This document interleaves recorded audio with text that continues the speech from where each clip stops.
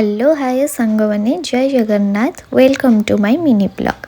एठी नुआ वर्ष रे प्रथम थर पई आमे जेतु जाउथिलु बुलिबाकू तो मु भाबिली टिके वीडियो करिया पे तो आमे बाहर जाइथिलु भुवनेश्वर रु कोआडे जाउछु आपन को आगे आगे कहबी। एठी दहीबरा आलुदम आउ चकुली पिठा को आलुदम खाई की आमे सीधा बाहर जाइथिलु आम टूर रे। एठी जिबा बाट रे बहुत भल भल व्यूज थिला सेति पे आमे एटा कैप्चर करबा को भूली नथिलु तो बहुत भल भल फोटो उठे की आमे सेठू बाहर जाइथिलु आम यात्रा रे।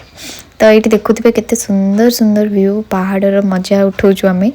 तो एक्चुअली आम ये पहुँची जाइलु माँ कालीजाई पाखे जोटा कि प्रथम दर्शन। तो यहाँ मैंने नौलु लाइफ जैकेट जोटा कि बोट रे दरकार हम निहाती निजर सेफ्टी पिंधा दरकार। आठी टिकेट कटा जाऊला जोटा कि जनक माने टिकेट पैसा हो जनक 150 टଙ୍କା।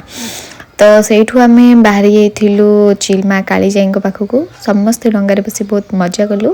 ये पहुँची जाइलु माँ पाखे भोग फोग सब किणाकिणी करी आम लाइन ठियालु जेहेतु से बहुत माने भिड़ थिला से फोटो उठाइक आलाउ नाला।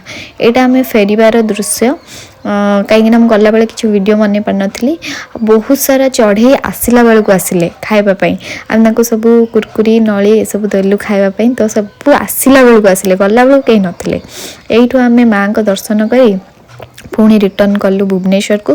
जीवा बाटर पड़ा माँ नारायणी खोल मंदिर जोटा कि कहले एठिकी आसीचे तो यहाँ तो बहुत भल जगह चल पहाड़ उपर माँ अच्छा जा माकड़ कहले ही राजुती से पिकनिक भी करुँच बहुत सारा भल भल प्लेस भी अच्छी।